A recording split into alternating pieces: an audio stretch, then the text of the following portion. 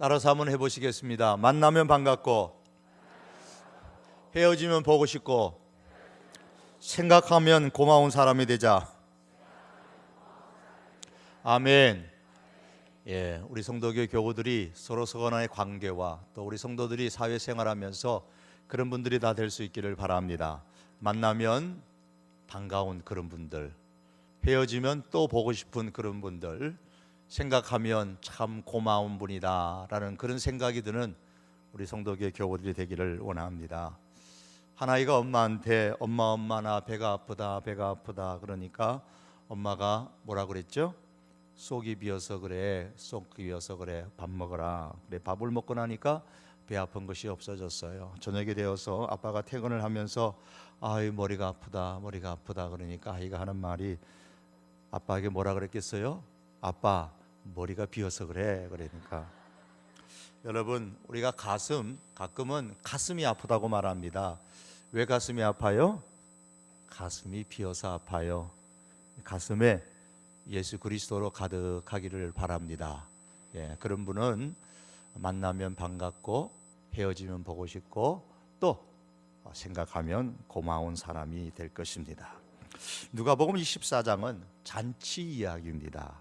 예수님께서 안식일에 바리새인 지도자가 베푼 잔치에 참여를 했습니다. 그 잔치의 자리에서 예수님께서 또다시 하나님 나라를 잔치로 비유해서 말씀을 주셨습니다. 오늘 본문의 말씀을 보면서 가장 먼저 우리가 이해할 것은 왜 예수님께서 이 큰 잔치 비유를 말씀을 하셨을까라는 거예요. 이 질문을 가지고 오늘 본문을 다시 한번 주의 깊게 보겠습니다. 15절에 보시면 잔치집에서 음식을 먹는 중에 한 사람이 이렇게 말합니다. 함께 먹는 사람 중에 하나가 이 말을 듣고 이르되 무릇 하나님의 나라에서 떡을 먹는 자는 복되도다 그랬습니다. 이 무명의 한 사람, 바리새인 지도자의 잔치집에서 잔치 벌이고 거기에 잔치집에 앉아 있으니까 그도 바리새인일 것입니다. 그가 하나님 나라에서 떡을 먹는 자는 복되도다라는 말을 하니까 예수님께서 16절에서 이어서 어떤 사람이 큰 잔치를 베풀고 많은 사람을 청하였더니 라고 하시면서 큰 잔치 비유를 말씀을 하셨습니다. 따라서 우리는 왜 이 무명의 한 바리새인이 하나님 나라에서 떡을 먹는 자는 복되도다라는 말을 했는지 그 이유를 알면 예수님께서 큰 잔치 비유를 말씀하신 그 뜻, 그 이유를 알 수가 있습니다. 그래서 우리는 다시 15절 말씀에 처음에 보시면 함께 먹는 사람 중에 하나가 이 말을 듣고 이르되, 이 말씀에 보면 왜 하나님의 나라에서 떡을 먹는 자는 복되도다라고 했습니까? 이 말을 한 이유가 뭐냐면 뭔가를 들었다는 거예요. 이 말을 듣고 말하는 겁니다. 그럼 이 말이 도대체 무슨 말인가? 본문 앞에 나오는 7절에서 14절에서 예수님께서 어떤 말씀을 하셨어요. 그 말입니다. 잔치에 참여하신 예수님께서 가만히 보니까 잔치에 청함을 받은 사람들이 주인이 권하지도 않았는데 자기 스스로가 높은 자리에 앉는 것을 보셨습니다. 그 모습을 보시면서 하시는 말씀이 8절에서 14절의 내용입니다. 그 내용의 핵심은 이런 거예요. 잔치에 청함을 받았을 때에는 주인이 권하기 전에는 먼저 높은 자리에 앉지 말아라. 이유는 그렇게 앉다가는 부끄러움을 당하게 될 것이다. 반면에 잔치에 청함을 받았을 때는 먼저 끝자리, 제일 말단의 끝자리에 가서 앉으라. 그러면은 주인이 와서 합당한 자리로 안내해 줄 것이고, 그때에 주인이 앉으라라는 그 자리에 앉으면 사람들 앞에서 영광을 얻게 될 것이다 라고 말씀하셨습니다. 자, 이 말씀에 의하면 잔치집에서 자리에 앉는 것은 누구의 권한에 있는 거죠? 당연했죠. 주인의 권한에 있는 겁니다.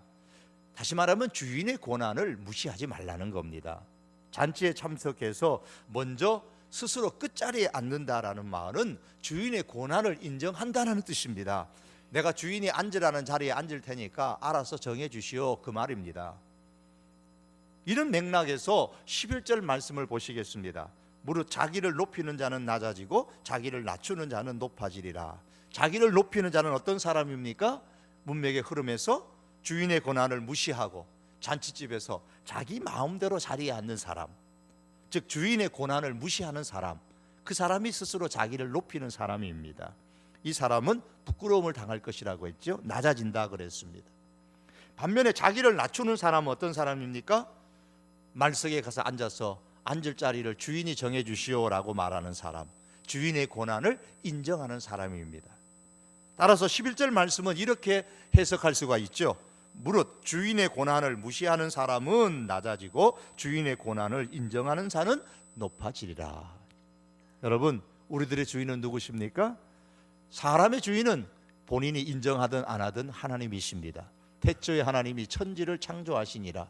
그 말씀 속에 하나님이 주인이시다 말씀이 담겨 있습니다. 따라서 하나님의 고난을 무시하는 사람은 낮아질 것이요 부끄러움을 당할 것이요, 하나님의 고난을 인정하며 사는 사람은 영광을 얻을 것이다, 높아질 것이다 라는 말씀입니다. 자, 이번에는 예수님께서 대상을 바꾸어서 잔치를 준비한 주인에게 말씀합니다.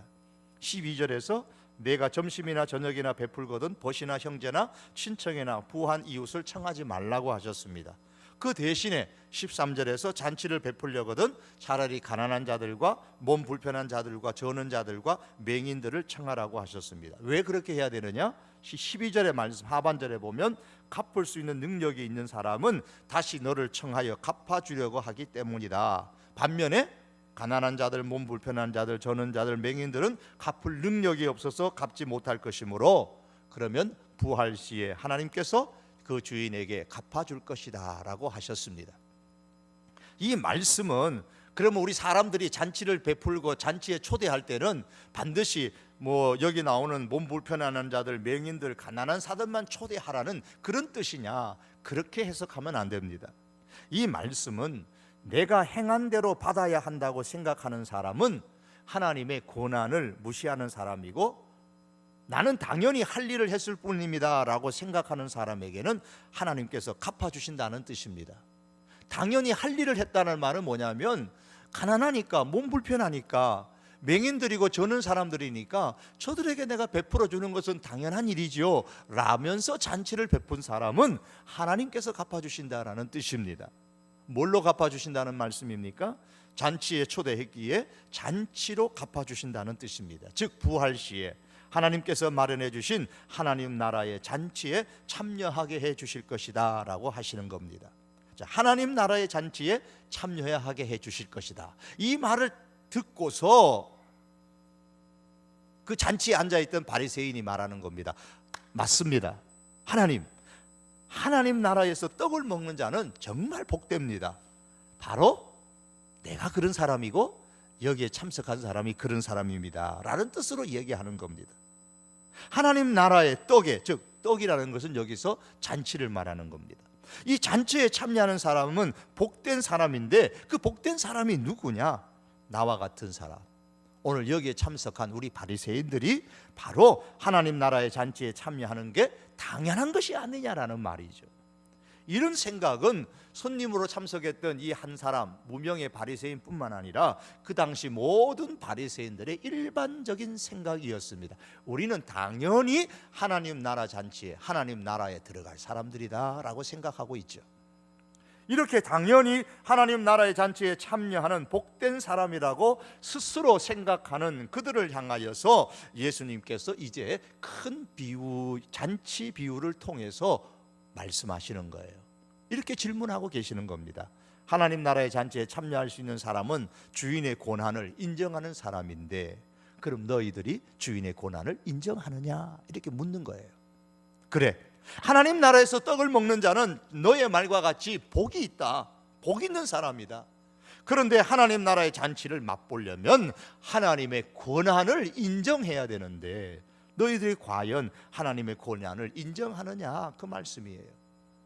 오늘 본문의 말씀을 통하여 예수님께서는 오늘 우리들에게도 동일한 질문을 하십니다. 하나님의 고난을 인정하며 살고 있느냐? 사랑하는 성도 여러분, 우리가 지금 하나님의 고난을 인정하며 살고 있습니까? 과연 하나님의 고난을 인정하며 산다는 것은 어떻게 사는 것일까요?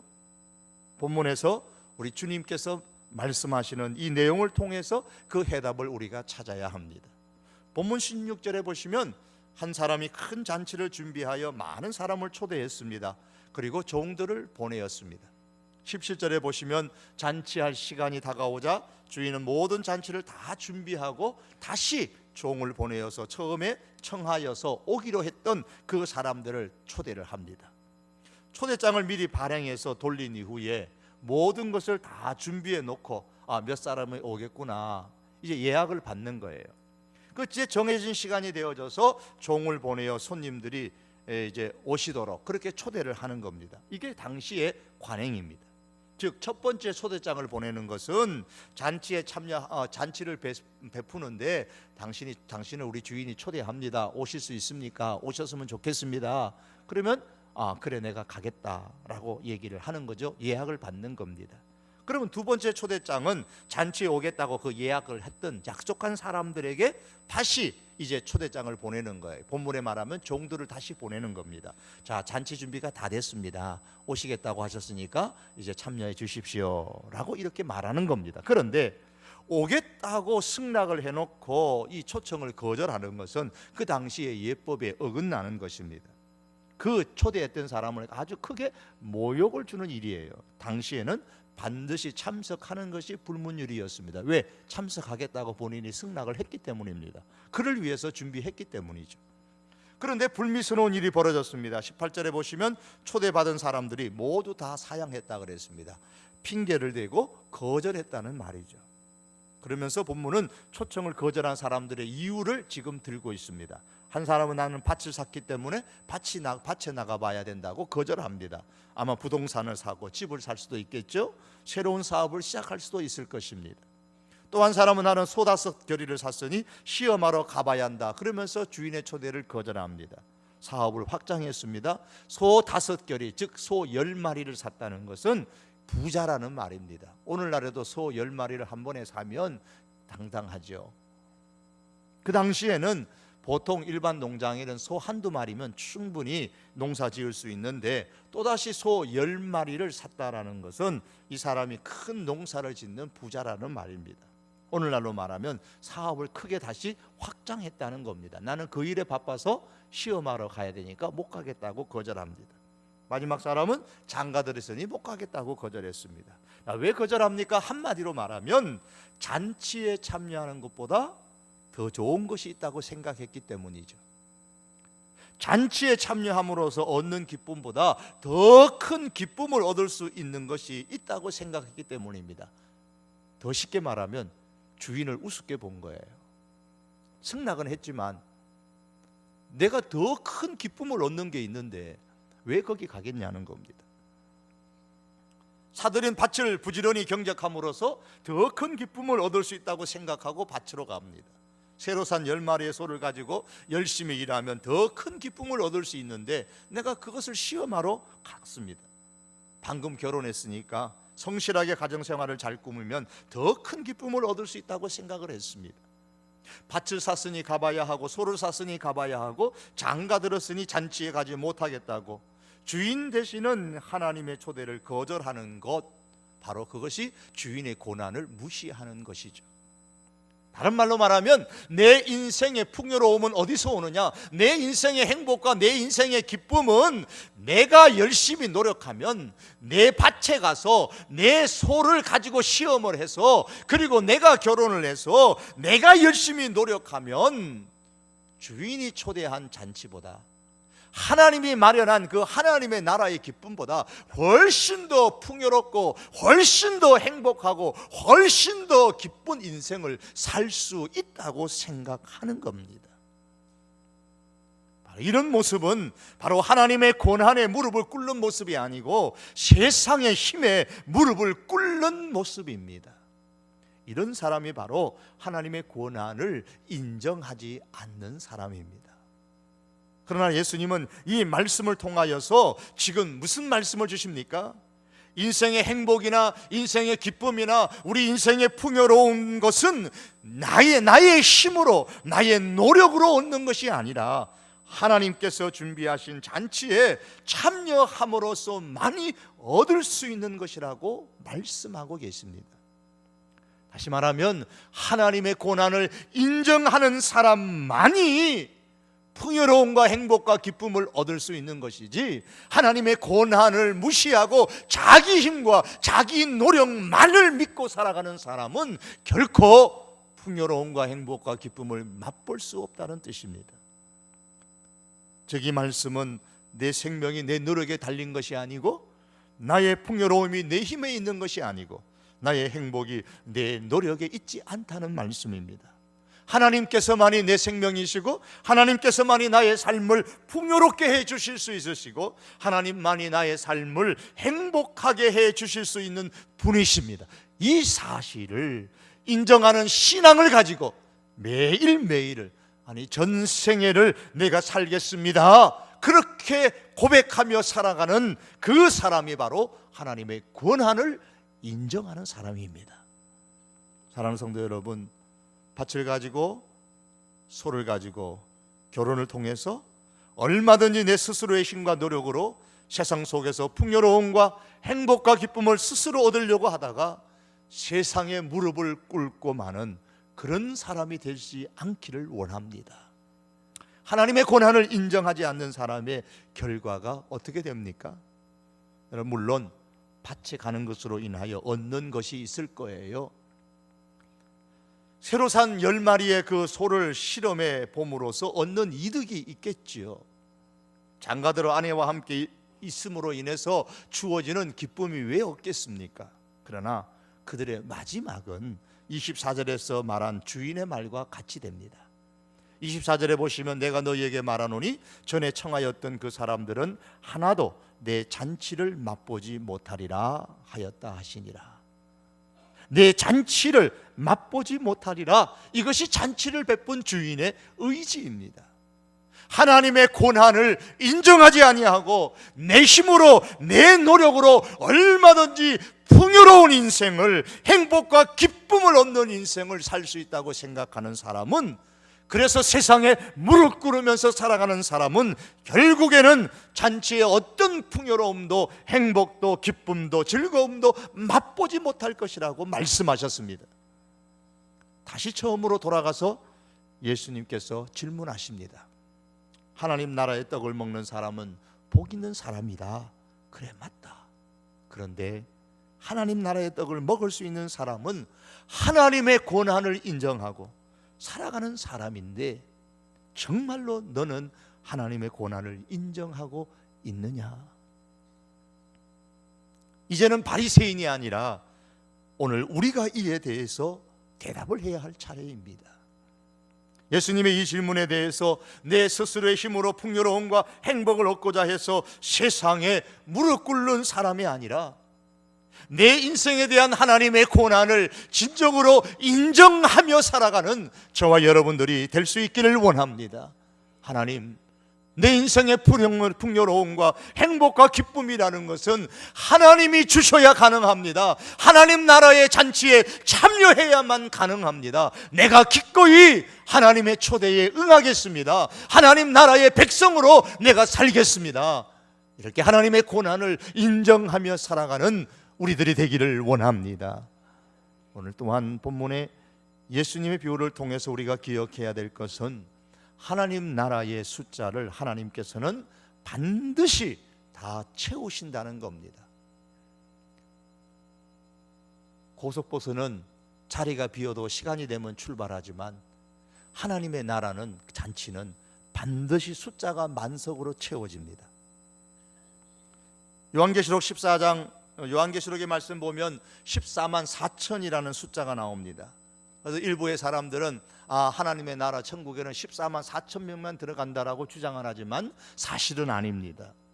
14만 4천 명이라는 숫자가 나온 배경도 있는데, 결국 그게 무슨 말씀이냐면 하나님께서 정해 놓으신 사람이 있다라는 거예요. 하나님 나라에 들어갈 숫자가 있다는 말입니다. 따라서 잔치를 준비한 이 주인은 오기로 약속한 사람들이 다 거절했을 때에 이제 그 자리를 채우기 위해서 더 데려오라고 말씀합니다. 21절에 보면 빨리 시내의 거리와 골목으로 나가서 가난한 자들과 몸 불편한 자들과 맹인들과 저는 자들을 데려오라고 말씀하십니다. 여러분, 여기에 나오는 가난한 자들, 몸 불편한 자들, 맹인들, 저는 자들이 어떤 사람들입니까? 종류는 다양하지만 공통점은 하나입니다. 이 모든 사람들은 다 자기 힘으로 세상을 살기가 어렵다는 것을 인정하는 사람이에요. 내 힘으로는 풍요로움을 경험할 수 없습니다. 내 힘으로는 인생의 행복도 기쁨도 오늘 하루 누릴 수 없습니다라고 그렇게 인정하는 사람들이에요. 적어도 이들은 자기의 힘으로 풍요로움과 행복과 기쁨을 맛볼 수 없음을 인정하고, 주인이 잔치에 오라고 초대를 받았을 때에 주인의 잔치에 참여해야만 내가 오늘 하루 풍요로울 수 있고 행복할 수 있고 기쁨을 맛볼 수 있습니다. 이 사실을 인정하고 오는 사람들이에요. 이들이 하나님의 고난을 인정하는 사람들입니다. 그들을 초대했습니다. 그런데도 자리가 아직 남았다는 종들의 보고를 듣습니다. 종이 가로되 주인이여 명하신 대로 하였으되, 이들이 다 왔지만 오히려 자리가 있나이다. 그때 다시 주인은 말하기를 23절에서 길과 산울타리 가로나가서 사람을 강권하여 데려다가 내 집을 채우라. 길과 산울가에 있는 사람들은, 산울타리가에 있는 사람들은 어떤 이유인지 모르지만 도시 안으로 들어올 수 없는 사람들. 성경 전체를 통해 보면은 땅 끝에 있는 이방인들일 수도 있고 사마리아 사람들일 수 있습니다. 죄인과 세리들일 수 있습니다. 그들까지 다 초청하여서 하나님 나라의 자리를 반드시 채우시는 것이 하나님의 뜻입니다. 그게 하나님의 기쁨이에요. 그러므로 하나님의 나라 잔치의 자리는 반드시 만석으로 꽉 다 채워질 것입니다. 그래서 성경은 예수님 말씀하시기를 이방인의 수가 다 찰 때까지 복음은 증거되고 이방인의 숫자가 다 차야지만 그때야 끝이 온다고 하셨습니다. 자리가 다 차야 된다는 말씀입니다. 그러므로 여러분, 내가 하나님 나라의 잔치를 거절한다고 해서 잔치 자리가 텅 비어 있는 거, 잔치가 썰렁한 거, 그런 거 결코 아닙니다. 하나님은 분명 하나님의 고난을 인정하는 또 다른 사람으로 그 잔치에 채워 넣으실 것입니다. 그런데 우리가 여기서 주목할 것은, 주인은 그 잔치 자리를 다 채우기 위하여 종들에게 명령하셨다라는 사실입니다. 주인은 종들에게 빨리 시내의 거리와 골목으로 가서 데려오라고 하셨습니다. 그것도 자리가 차지 않으니까 길과 산울다리 가로 가서 강건하여 데려다가 이 잔치 자리를 채우라고 말씀하셨습니다. 그리고 주인의 명령을 받은 이 종들은 그렇게 나가서 했습니다. 누가 하나님의 고난을 인정하는 사람들입니까? 주인의 잔치 초청에 왔던 그 사람들, 그리고 주인의 명을 듣고 그대로 순종했던 종들입니다. 사랑하는 성도 여러분, 오늘 본문의 주인의 뜻에 따라 자리를 채우러 나가는 이 종의 역할을 오늘날 우리 주인의 고난, 하나님의 고난을 인정하는 사람들, 우리들이 해야만 합니다. 이것이 그리스도인의 이 시대의 사명이고 교회의 사명입니다. 우리가 종의 역할을 해서 하나님 나라의 잔치의 자릿수가 다 찰 때까지 사람들을 강권하여서 하나님 나라의 자리를 채우라는 이 하나님의 명령에 순종을 해야 합니다. 물론 우리가 하지 아니하면 다른 사람이 할 것입니다. 우리 교회가 하지 아니하면 하나님은 다른 교회를 통해서 하실 것이고, 우리 백성이, 우리 조국이 행하지 아니하면 또 다른 민족을 사용하셔서 하나님 나라의 숫자를 하나님은 다 채워 나가실 것입니다. 왜냐하면 하나님은 하나님 나라 잔치의 숫자를 반드시 다 채우실 것이기 때문입니다. 누가복음 15장에 보시면 세 가지 비유 중에 처음 나오는 두 가지 비유, 잃어버린 양을 찾는 목자와 잃어버린 드라크마를 찾는 여인의 비유가 나옵니다. 이 두 비유의 공통점 중에 하나는 잃어버린 것을 찾을 때까지 찾는 겁니다. 4절에 보시면 그 잃은 것을 찾아내기까지 찾아다니지 아니하겠느냐, 찾아내기까지 찾습니다. 8절에 보시면 하나를 잃으면 등불을 켜고 집을 쓸며 찾아내기까지 부지런히 찾지 아니하겠느냐, 이런 것을 찾아내기까지 쓸며 부지런히 찾습니다. 이것이 잔치를 마련해 놓고 사람들을 잔치에 초대하고 싶은 하나님의 마음인 겁니다. 이렇게 해서 100마리의 양을 다 찾아 우리를 채우는 것처럼 하나님 나라의 잔치 자리를 하나님은 다 채우십니다. 준비한 드라크마를 다 채우듯이 하나님 나라의 잔치 자리를 다 채우셨습니다. 그렇게 자리를 다 채우셨을 때에 하나님께서 기뻐하면서 잔치를 배설합니다. 사랑하는 성도 여러분, 우리가 왜 매년 이렇게 행복 나눔 축제를 합니까? 우리가 왜 7,000반기를 하면서 7번 전도하기 위해서 8번 기도를 합니까? 우리가 왜 그들을 섬기고 있습니까? 그들을 왜 주님의 교회로, 주님께로 우리가 초대를 합니까? 잃어버린 자를 찾는 것이 하나님의 마음이요 하나님의 기쁨이기 때문입니다. 하나님 나라의 잔치 자리는 다 차야 되는 것이 하나님의 뜻이요, 이를 위해서 하나님께서 종들을 보내시고 교회를 보내시고 그리스도인들을 보내시기 때문입니다. 예수님께서는 이러한 하나님의 마음, 하나님의 기쁨을 아시기 때문에 15장의 처음 서두에 들어가면 예수님은 비난받으실 것을 아시면서도 그 당대에 죄인이라고 생각했던 그 사람들, 세리라고 비난하고 세리라고 멀리했던 그 사람들까지도 죄인과 세리들과 함께 교제하고 음식을 나누셨습니다. 왜요? 그들이 하나님 나라의 자리에 참여해야 될 사람이었기 때문입니다.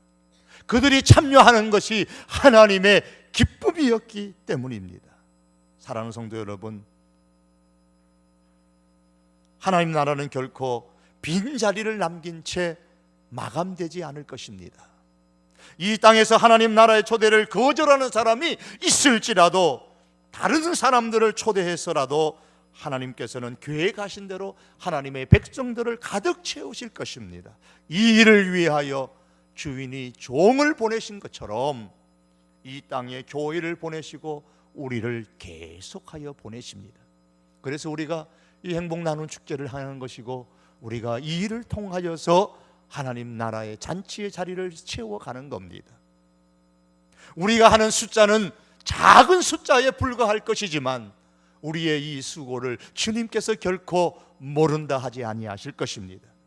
하나님의 기쁨을 위하여 하나님의 잃어버린 그 사람들을 데려다가 하나님 나라의 자리에 채우는 이 수고를 오늘 본문의 종들이 감당했던 것처럼 하나님의 권한을 인정하는 저와 여러분들이 이 일을 계속하여 감당할 수 있기를 원합니다.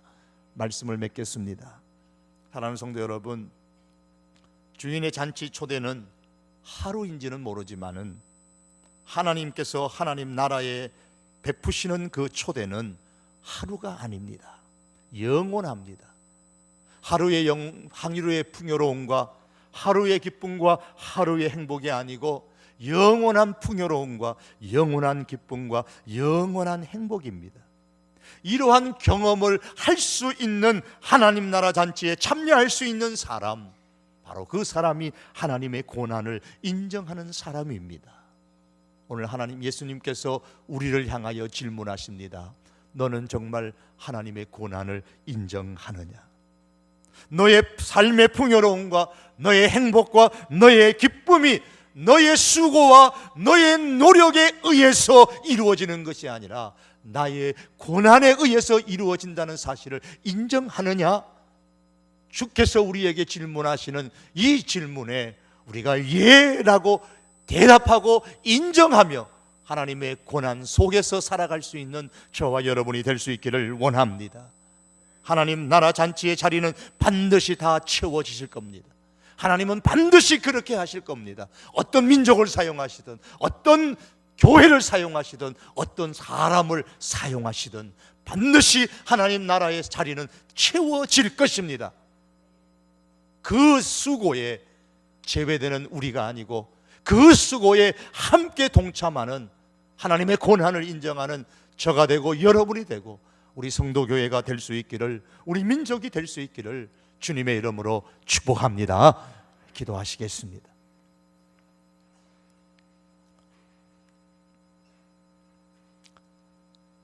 내가 하나님의 권한을 인정하느냐? 그리할 때만이 진정으로 하나님이 배설하는 하나님 나라의 잔치에 참여할 수 있는 복된 사람이 될 것이라고 하셨습니다. 하나님, 오늘 예배드리는 우리 사랑하는 믿음의 식구들, 하나님 나라의 잔치에 참여하는 복된 하나님의 사람들 되게 하옵소서. 우리의 인생 가운데 우리가 수고하고 우리가 노력하여 얻은 것이 있겠지만, 그러나 하나님의 권한을 인정해야지만 진정으로 하나님 나라의 잔치에 동참하고 하나님이 주시는 풍요로움과 행복과 기쁨을 경험할 수 있음을 겸허하게 인정하고 고백하며 살 수 있게 하여 주시옵소서. 하나님의 권한을 인정하는 사람으로 하나님 나라의 자리 숫자가 다 차기까지 찾고 찾으시는 그 하나님의 부르심에, 하나님의 그 명하심에 순종하며 살아가는 저희들 되게 하여 주시옵소서. 하나님, 근본에 행하는 이 상반기의 행복 나눔 축제를 통하여서 하나님 나라의 자리의 숫자가 또한 더하여 찰 수 있는 은혜가 있게 하여 주시옵소서. 이 은혜가 주여 우리 교회 가운데, 우리 가운데 풍성하게 하여 주옵소서. 예수님의 이름으로 기도하옵나이다. 아멘.